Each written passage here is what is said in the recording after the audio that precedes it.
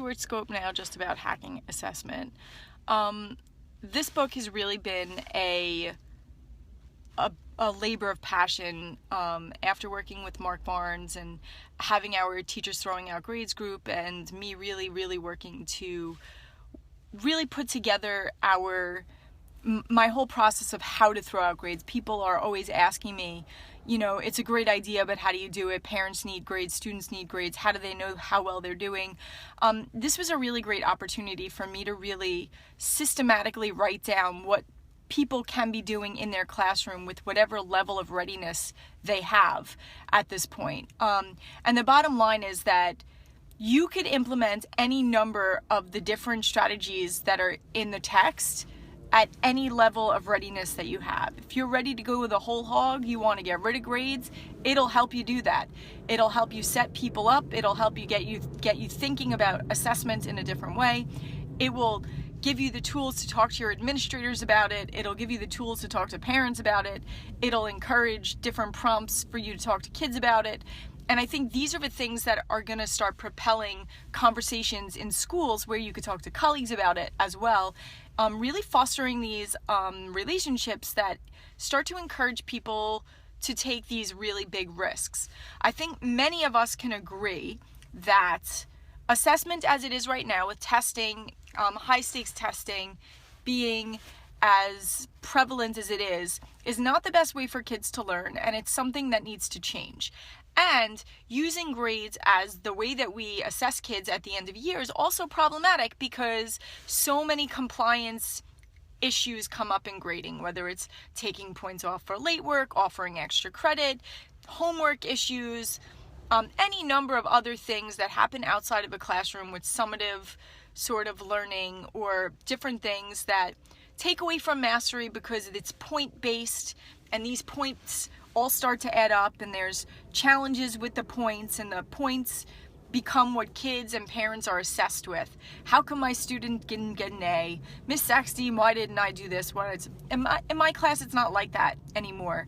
My class is very much centered around learning. And it's an essential switch from scores to learning. Let's talk about the skills we're acquiring. Let's talk about the content that we understand deeply. And if you can articulate that through self-assessment, reflection, and even conversation or presentation, we need to think about the way that we are assessing kids, doing it in different ways, providing synthesis opportunities, and then really gathering them, teaching them to have portfolios in their learning so that they can see the growth themselves. Because ultimately, at the end of the day, they need to be advocates for their own learning and their own growth.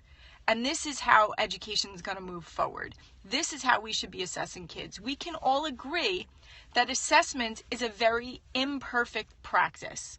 We bring our own level of judgment to everything that we do, and depending on our mood sometimes, what actually happens really changes the way we see. It's just so subjective.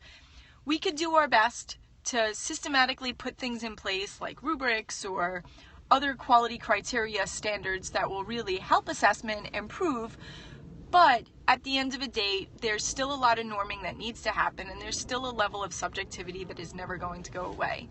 The more we can help students at least see their progress, talk about their growth, and have conversations with them rather than put numbers on their work, that's going to change everything.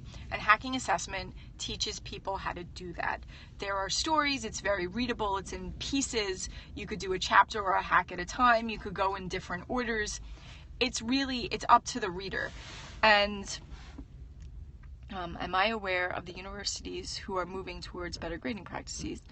I think I know at least for admissions, there are quite a few schools that are moving away from regular transcript-based stuff. I actually did an interview with an admissions officer at Bard who they have various alternative ways of getting kids in. So people who are still obsessed with transcripts, that's another thing. And I have a lot of university professors who are reading the book and telling me that they are implementing these self-reflective practices, which I think is awesome.